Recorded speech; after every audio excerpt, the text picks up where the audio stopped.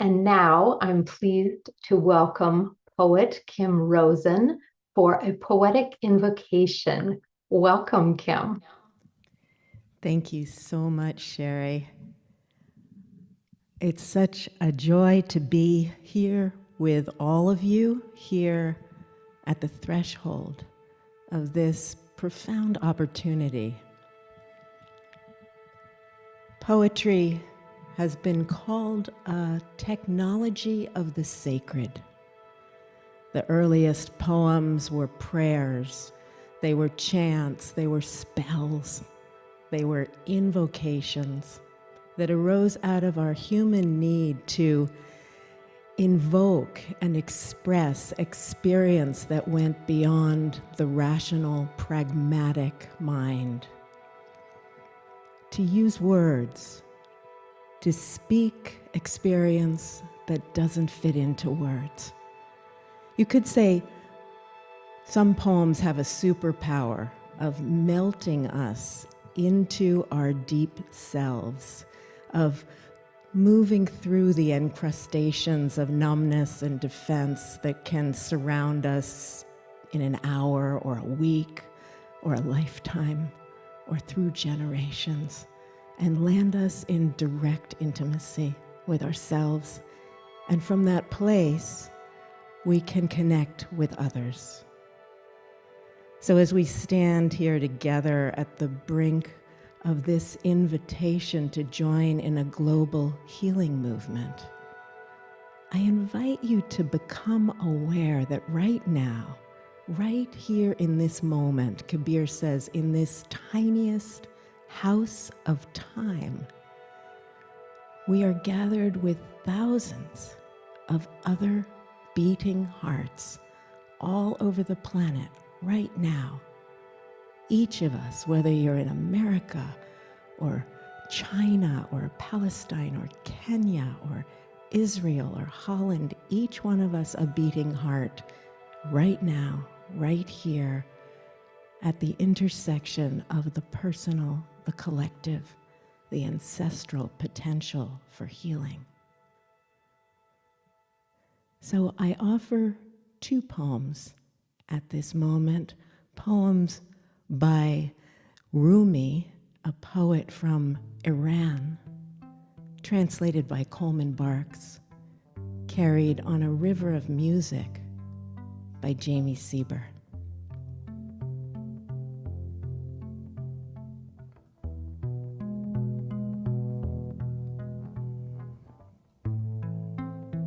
This being human is a guest house. Every morning, a new arrival, a joy, a depression, a meanness, some momentary awareness comes as an unexpected visitor. Welcome and entertain them all. Even if it's a crowd of sorrows who violently sweep your house clear of its furniture, still treat each guest honorably. They may be clearing you out for some new delight. The dark thought, the shame, the malice, greet them at the door laughing and invite them in. Be grateful for whoever comes, for each has been sent as a guide from beyond.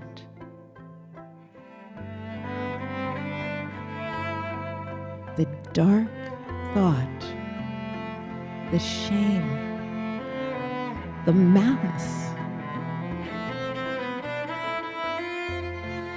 even if it's a crowd of sorrows who violently sweep your house clear of its furniture, treat each guest honorably. A joy, a depression, a meanness. Be grateful for whoever comes, because each has been sent as a guide from beyond.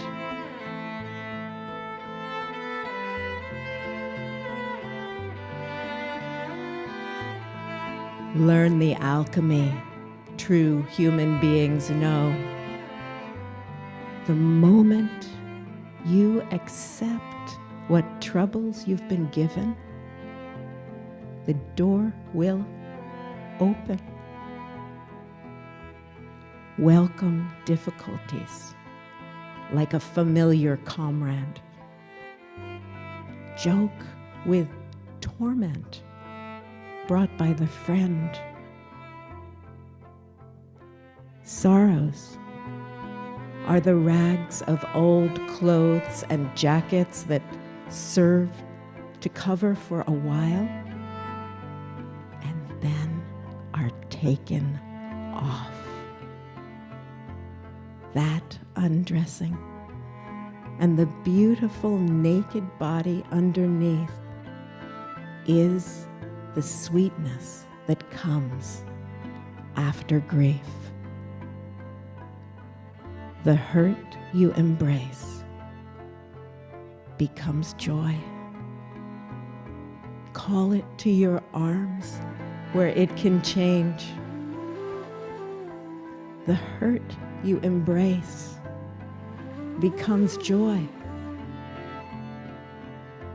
The dark thought, the shame, the malice, a joy, a depression, a meanness. The moment you accept what troubles you've been given, the door will open. Sorrows are the rags of old clothes that serve to cover for a while and then are taken off. That undressing and the beautiful naked body underneath is the sweetness that comes after grief.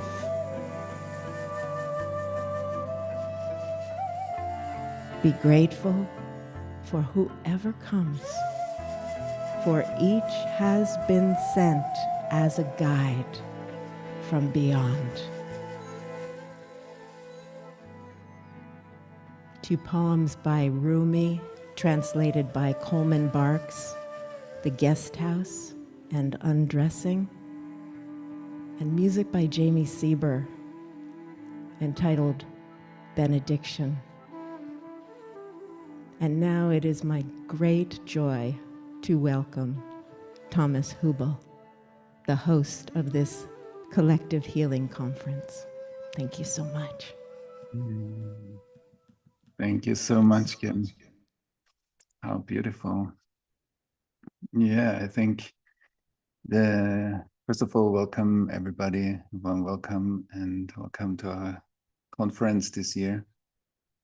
I want to take what you just shared with us, Kim. It's like you, as you said, like poetry kind of comes from prayers, comes from intentions for healing, comes from deep wisdom and initiations. And I think that shows us also how deeply rooted we are in the tradition of healing. It's not that we are the first ones that come up with the need to heal, and also not with the great methodologies to heal, that we are in a tradition of thousands of years of healing. And I think your poems and like what they can ignite in us is the spark of the wisdom of healing. And I want to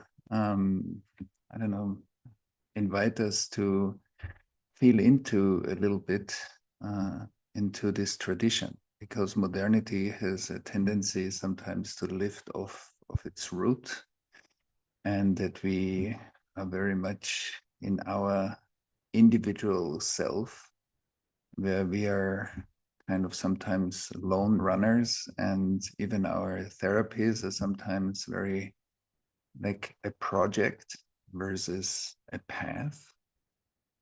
And so I need to heal myself, and I will do it now, versus, of course, I will put a lot of energy into my own healing or integration or growth process or development process. And I am not doing this just by myself or with my therapist. I'm doing this in the tradition of a wisdom that is stored in our bodies, that is stored in our relationships, that is stored in our wisdom traditions, in our indigenous traditions, in our mystical traditions, in our medical and scientific traditions. So I would love to invite us, when we talk about healing, or also like a collective healing movement, that's not really something entirely new. Maybe the collective dimension gets supported now much more because we have the technology for it, and we have also the challenges for it, and the collective guests that come into our guest house at the moment. And but the on the other hand, we have thousands and thousands of years of resilience, that many of our ancestors went through wars, went through famine, went through difficult times, went through great times, went through fun and expansion and innovation also. And all of that is stored in us. All of that is stored in us. So I think your invocation is also an invocation of the collective wisdom that I think is also something for us to think about. That's why this is the 6th year now that we bring luminaries and great speakers together. We bring them together on the one hand to also role model community. We bring them together to role model, like sharing authentically about our path that brought us often through our own trauma healing into an expression that becomes a remedy. And that's very powerful, that's very hopeful, that's very illuminating also, that my trauma or my pain is not just an obstacle, but is also like a nourishing ground for, if I tend to it, then it's a nourishing ground for my potential, who I become in life. And not only who I become, who we become. And so I think in post-modernity, or in our, mainly also in our Western societies, where the hyper-individualism is already partly, I believe, a collective trauma symptom, and that healing in community over thousands of years, healing in ritual spaces, healing in communities, healing in relationship, is deeply ingrained in our neurobiology. It's deeply ingrained in our emotions, that emotions are shared spaces and more than personal properties. And that's the wisdom we share when we come together, through deep listening, through attunement, through creating the right safe spaces, or relatively safe spaces, that we can heal together. All of that is deeply anchored, I think, in us, and that's something we can come back to. So that's why also this year we invite everybody to join us, and first of all get inspired. Also join like a healing field. Like it's not just the transmission of knowledge through intellectual talks. It's also, many of our speakers share very deep parts of themselves, and very authentic parts of themselves that are also part of their own healing journey, besides all the great gifts and all the talents and the intelligence and the skills and the practices that we share. But we also made sure that many of the conversations also, where we that we meet as humans and we share our humanity, not just theory. And I think that that is also creating like an environment where we can drop in when we listen, where the transmission can touch us, we can reflect on our own lives, we can be inspired, we can maybe find hope, hope, not the hope that is kind of a denial of what's here in life, but the hope that shows us, wow, your agency inspires my agency. And we can really actively co-create the world that we want to live in together. So I think there's hope, there's healing, there's community, and there's also collaboration. Over the 6 years, we created an amazing network of speakers that do all of them great work in their own way. And that sparked also a lot of collaboration and follow-up events and follow-up collaboration that is really very beautiful.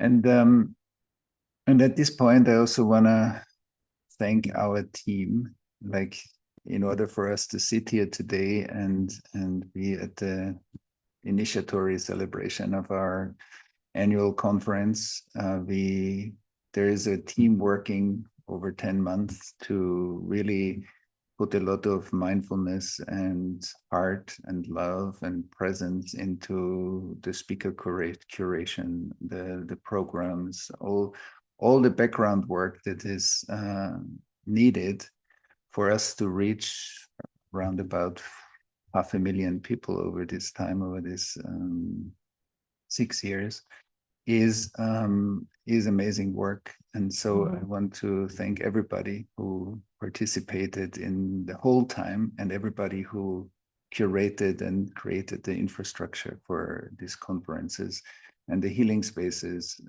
that we created. And I want to thank everyone. That's fantastic work.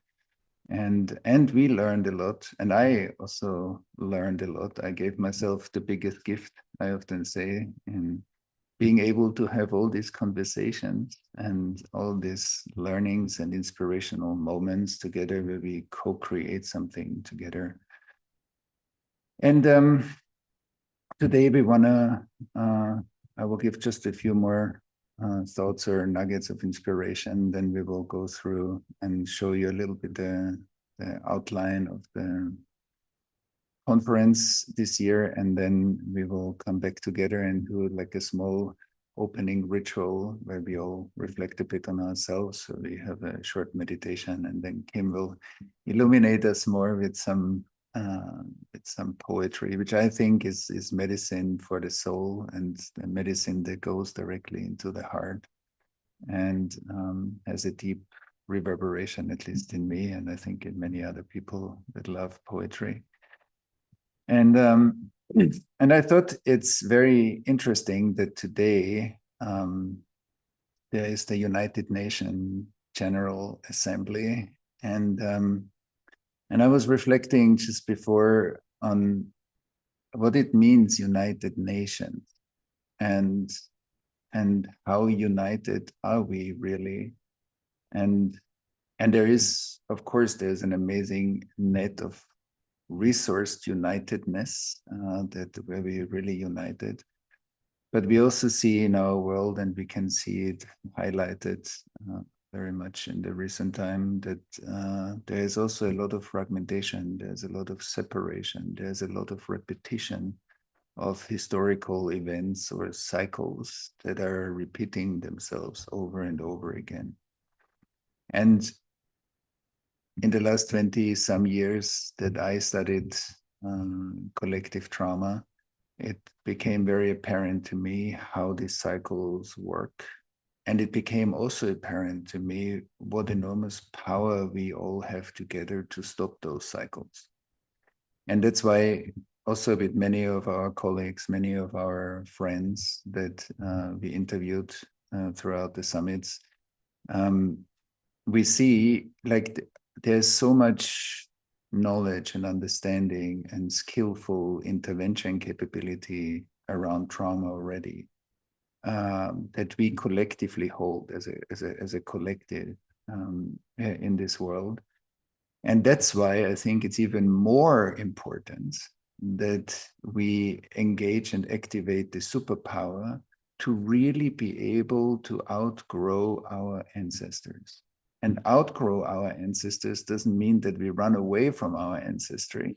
Outgrow means that we embrace our ancestry and also the difficulty, like we just heard from Rumi, that the difficulties and the strong divides through large-scale trauma wounds around the world and between nations and between groups and also in our own individual development. But because of all that we know, we cannot just continue as we did. I think as a citizen of any country around the world, we have a new awakening, like the deeper understanding of trauma and collective trauma and ancestral trauma gives us an initiation and the capabilities that technology gives us. If that marries with our resources and that marries with our collective synchronization, as, for example, this conference does, then and other events, then we have actually an amazing superpower of collective witnessing, collective coherence building, collective attunement, collective healing, where we serve each other as partners in slowly melting, like the alchemy that we heard before, in melting, liquefying the repetition compulsion of trauma in my own life, in my own personal life, where I see certain things that are happening again and again and again. And then in my ancestry, that I see in my family system, similar patterns happening again and again. And of course, in our societies where we see recurrent patterns happening again and again. And that again and again became like a signpost that became like a sign that, okay, here we need to slow down. Here we need to pay attention. We cannot say anymore, okay, it's happening again, and we just do it again and again and again. We know too much.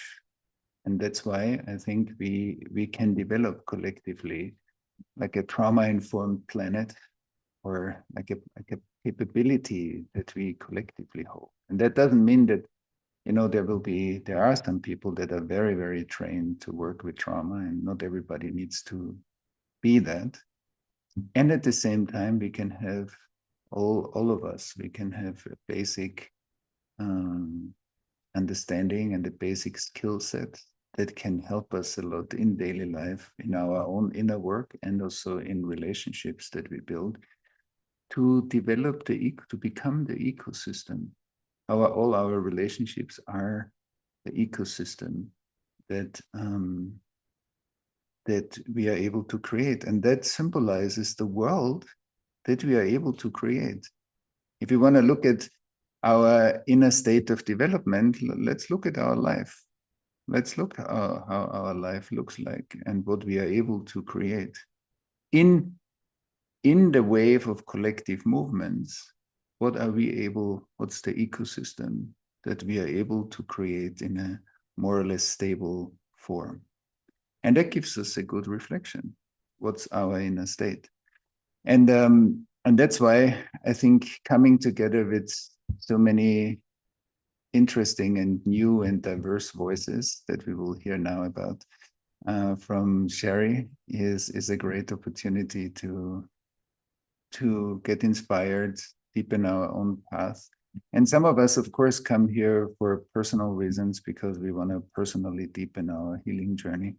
And some of us come here personally and professionally because we also want to bring some of that into our client work. I think there are also amazing workshops every day that help us to really have a deeper experience. So I hope there is a richness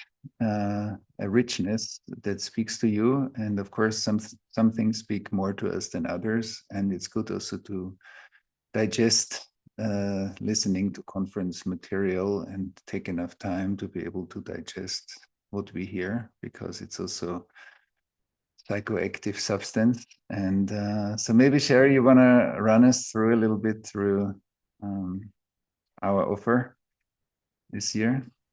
Yes, thank you, Thomas. We are so excited to have thousands of people worldwide coming together to explore pathways for personal and collective healing. And we'd like to share a quick tour of the topics and speakers who will be appearing in our 8-day conference. All of this information and more is available on our website, collectivehealingconference.com, where you can see the full schedule of speaker talks. This year, you can upgrade to our All Access Pass, which includes 9 live additional workshops with Thomas, Gabor Mate, Ruby Gibson, Dan Siegel, David White, Baiwa Komolafe, and more. And these 9 live workshops will focus on trauma and healing, neuroscience, grief and loss, poetry, and more. And you'll also receive the complete conference package with over 45 speaker talks, transcripts, bonus gifts from our speakers, and more. So today, we start with the roots of resilience, healing in action, where you'll hear stories from our speakers on transforming trauma into personal and collective healing. Tomorrow, we move into the power of us, about restoring connections in relationship with ourselves, our children, partners, in community, and more. Day 3 is activism without borders, how collective efforts can unite people across boundaries to address shared global challenges. Day 4, healing personal and collective trauma. So ways to break harmful cycles and build trust through support and connection. On day 5, we move to building collective resilience, healing personal and collective wounds to strengthen our communities. And on day 5, we have a Uniting for Peace panel discussion with 2 peacemakers working together for Israeli-Palestinian peace. On day 6, we move to healing across divides, all about how mindful practices and nonviolent approaches can overcome bias and create unity. On day 7, healing ourselves, healing the world, how facing our personal struggles with empathy can help build a more compassionate world. And also on day 7, we have the Pocket Project panel discussion on trauma-informed care. And then on day 8, cultivating a culture of healing, how individual growth and community transformation can create a more connected and conscious world. And throughout the conference, we are delighted to offer 8 integration practices that are available starting today and will be available throughout the conference, so everyone can feel supported in their integration of the material we'll be covering. And again, all of this information and more is available on our website, collectivehealingconference.com, where you can see the full schedule of speaker talks, all the details, and purchase your All Access Pass. And now, Thomas, I'll pass back to you. Yeah, thank you, Sherry. It's lovely to see, because I did many of these interviews, and it's lovely to see all the faces, and also remember some of the conversations I had, and also like how deep they go and how personal they become. So this was really beautiful. And and I remember with Dr. Judith Herman, she described, this was really beautiful, because I want to, now that I saw her photo, like how we start movements. So we talked about how actually did the women's liberation movement start, that she was very engaged in, and it started through creating small circles in different houses all over the place where deeper conversations flourished. And these deeper conversations actually began to create a whole movement. And I thought that this is really beautiful, that in these summits we actually have the privilege, I believe, to have the intergenerational transmission and the intergenerational collaboration of different generations of speakers in one kind of alchemical space. And I thought that that's a real asset. That's a real beauty also, how we learn from each other, how we bless each other to flower into or flourish into our biggest purpose or contribution that's possible, and how the intergenerational lineage, the transmission of data, like in our own personal ancestry, but also how the generations that are living right now can really collaborate to form a very strong impact. And often the issues of our past create also a lot of friction and a lot of broken relationships and isolations. But actually, if we are willing to look at that and heal that, then we enhance the intergenerational impact that we can all have together. And that also comes with bowing to eldership and with the blessing of the next generation.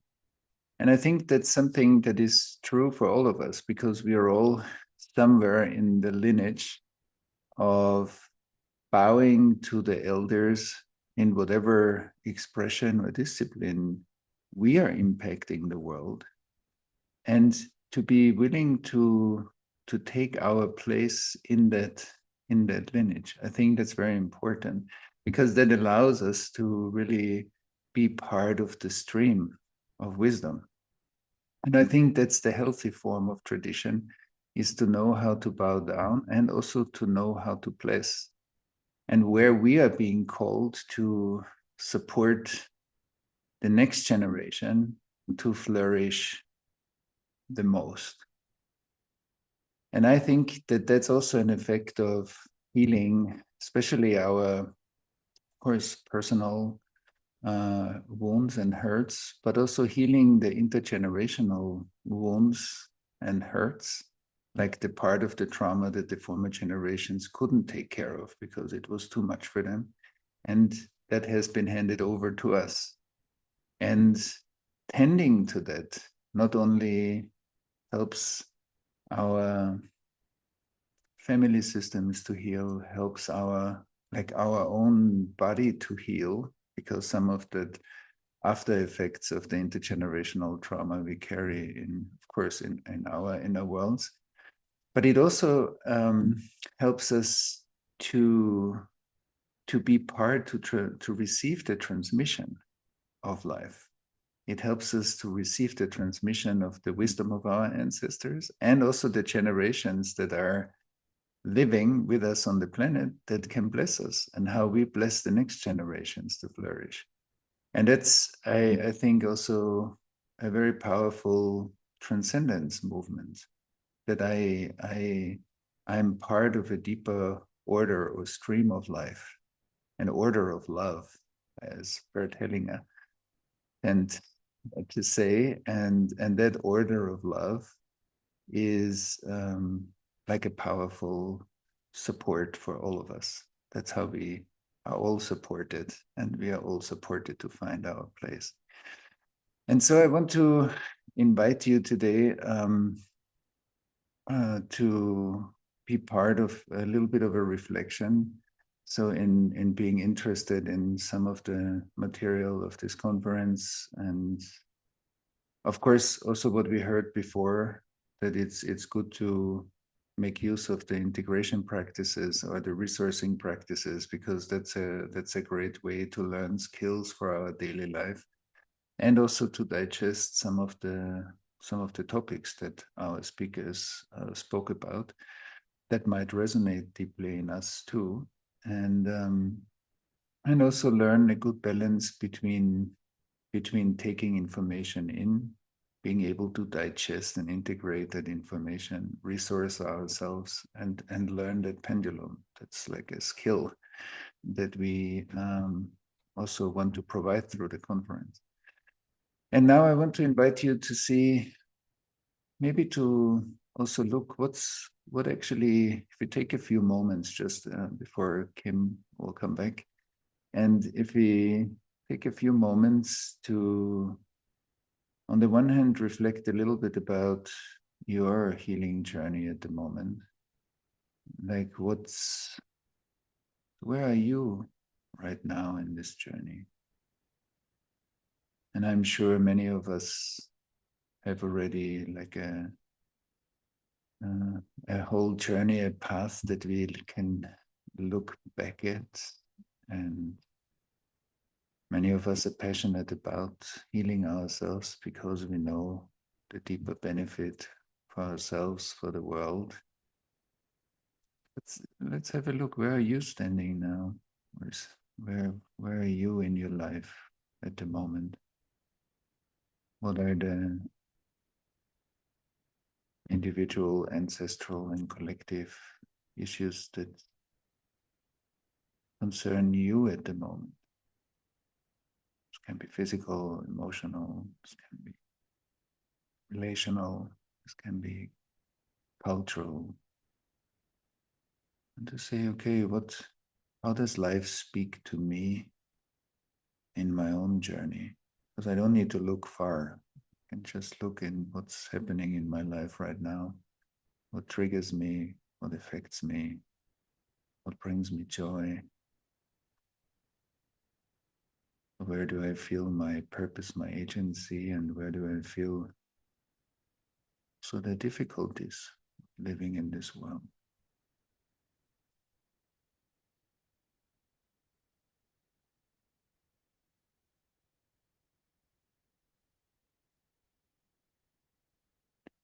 At the same time, when you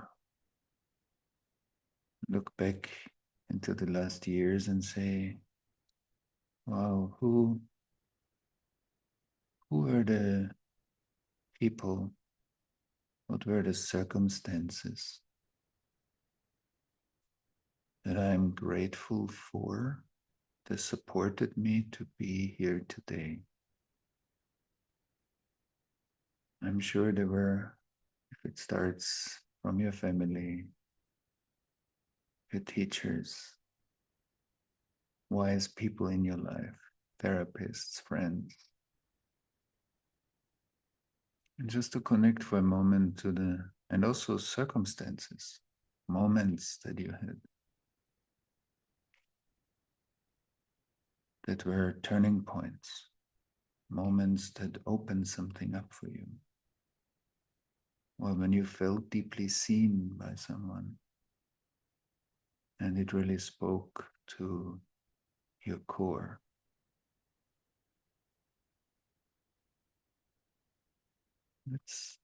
Let's feel a little, at least a few of the resources that came into our lives already that enabled us to do the work that we did until now.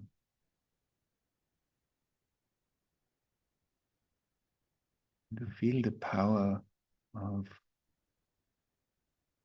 all those moments, people, circumstances supported you to be here as you are with the consciousness that you have or that you express, the capacity to relate to the world in the way you can and to yourself. And to take a moment to be, like to express your gratitude just internally. I'm grateful for all the teachers, guides, moments, friends.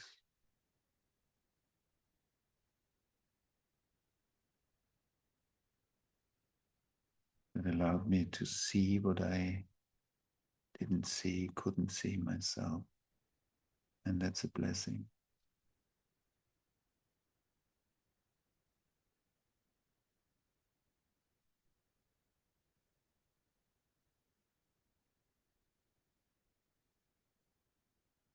And it's also like a root. That's a root that we can come back to. Also in moments that might be more difficult, I can come back to the root that grew in my heart and in my being, all that support.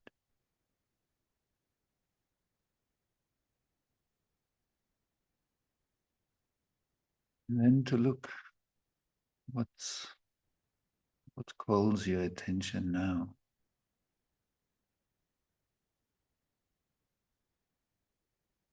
What wants your attention because it's calling your consciousness, even if it's not fully understandable yet. It's calling your attention, your awareness.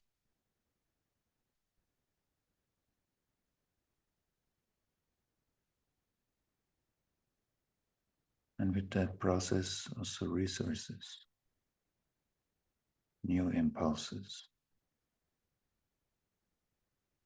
more guidance, deeper relationship,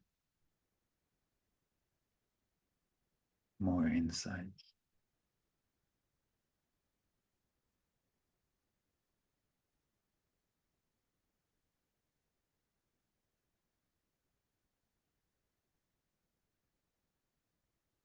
If you want, you can invite exactly that, the resources, the insights, that help you to go through this phase with support. And that support is available.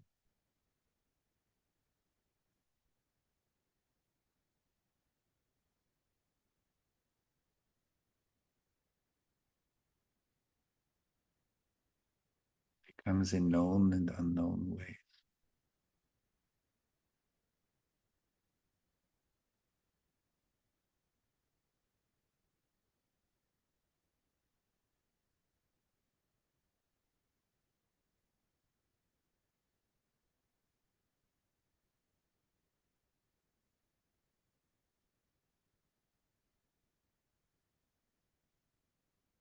The third part, I want to invite you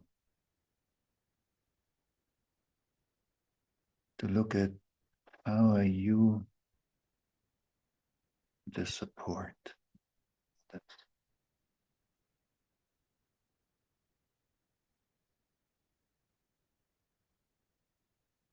we all are receiving support, we all are healing ourselves, and we all, in different moments, in different relationships at different times, maybe also in professional relationships every day,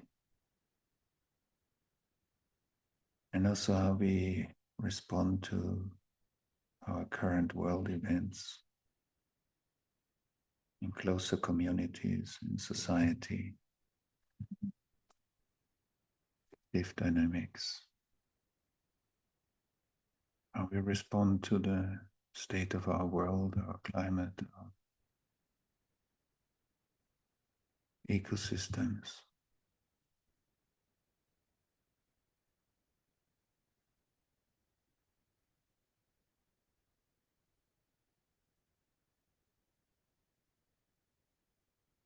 To again connect to the sense of gratitude for all that you can give. It's gratitude for what I receive, but it also makes us deeply happy when we can give something, when we feel that we actually in a place of generosity, support,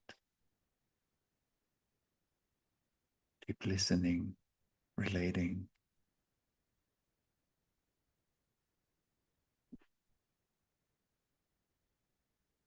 and also unifying sometimes a deeply polarized world that can unify itself in our hearts.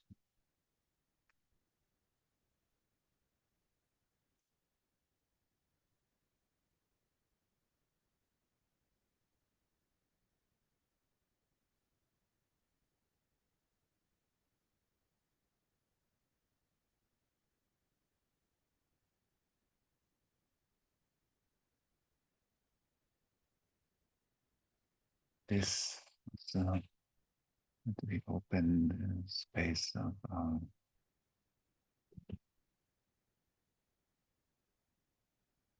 conference and all the gifts, moments of learning.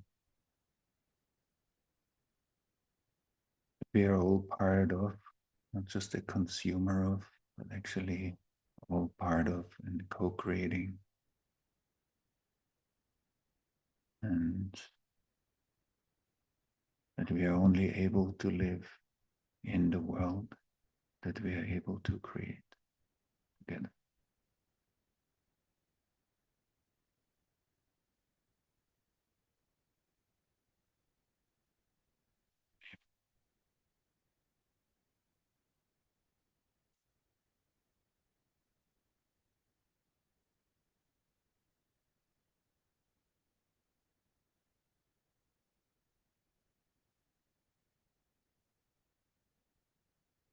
With deeper breath and feel your body well. And yeah, that we remember that because I believe the more we see the co-creative capacity that we have, and also everything that seems like we listen to, we consume on the one hand, we receive, but through the alchemy in us, as Kim said before, we're actually, that's part of how we co-create the world. And so I wish everybody a wonderful time with our collective healing conference, and a great motivation to be part of a global healing movement with millions and millions of other people, or maybe billions of people around the world that have a similar wish, maybe a different interpretation, but a similar need. And so that we can enjoy the time together, and also the energy field we all create, the collective container we all create. And with this, I want to hand it over to the magic, Kim's magic, which I love very much. I am a great fan of your poetry, Kim, and it always touches me deeply. And so please hand it back to you. Thank you so much, Thomas. I am somewhat overwhelmed by the gratitude from what has come behind me and what moves through as well. So I want to close this ceremony with two poems that for me are ceremonial. The first poem is a poem by an American poet named Morgan Farley. And the second poem is a poem from a St. Lucian poet, Derek Walcott. And the music, as always, is that of Jami Sieber.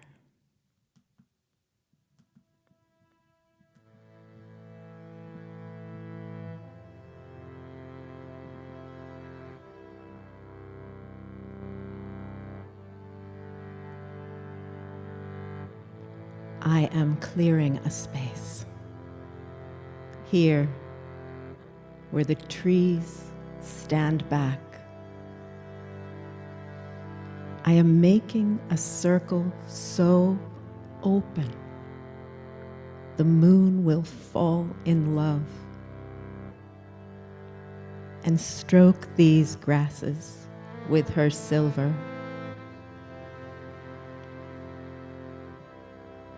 I am setting stones in the 4 directions, stones that have called my name from mountaintops and riverbeds, canyons and mesas.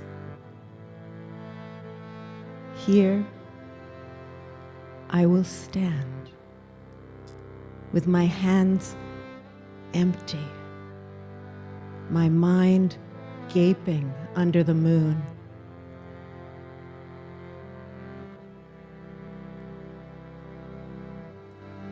I know there is another way to live.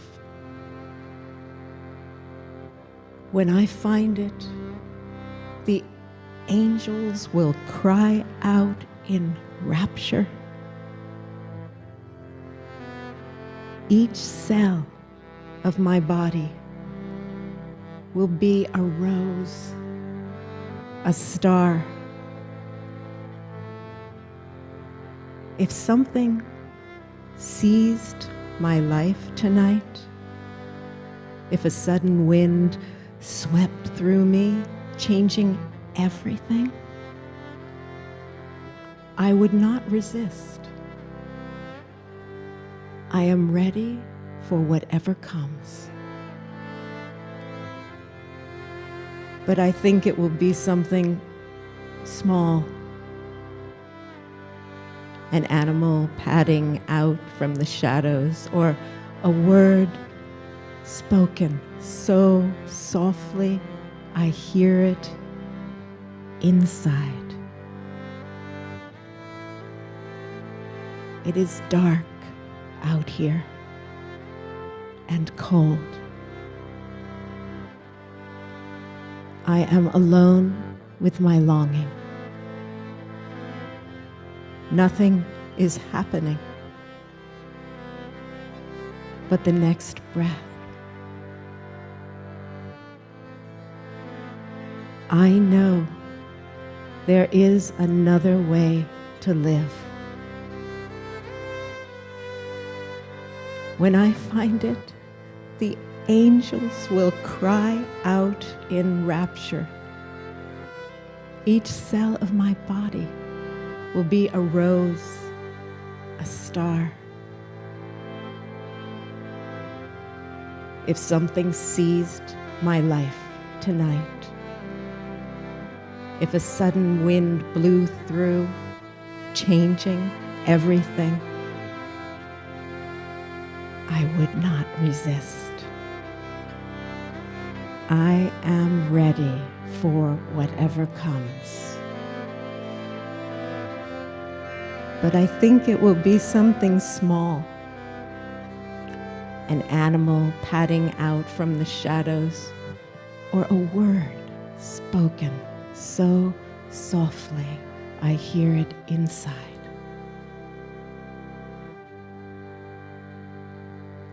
It is dark out here and cold. I am alone with my longing.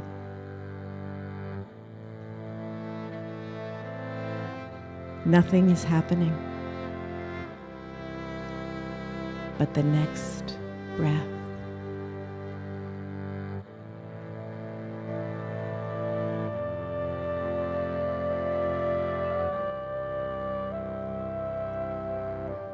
The time will come when, with elation, you will greet yourself, arriving at your own door, in your own mirror, and each will smile at the other's welcome, saying, "Sit here, eat." You will love again the stranger who was yourself. Give wine, give bread, give back your heart to itself, to the stranger who has loved you all your life, whom you ignored for another who knows you by heart.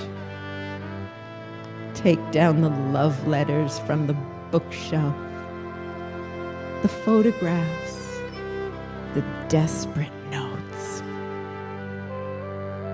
Peel your own image from the mirror. Sit. Feast on your life.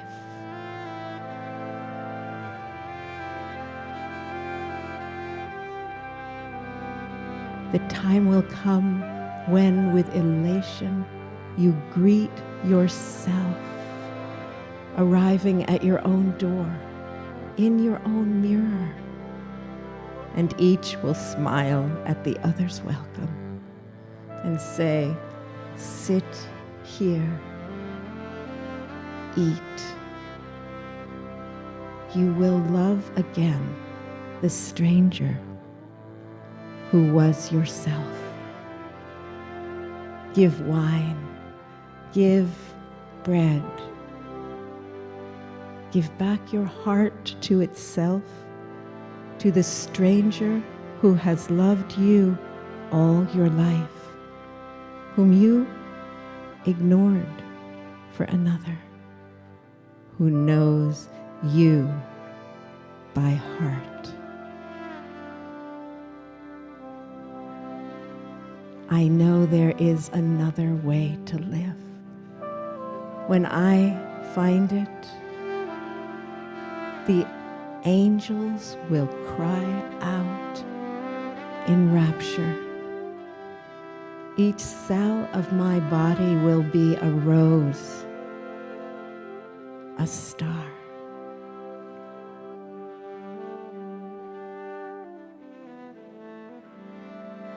Two poems, the first called Clearing by Morgan Farley, the second called Love After Love by Derek Walcott.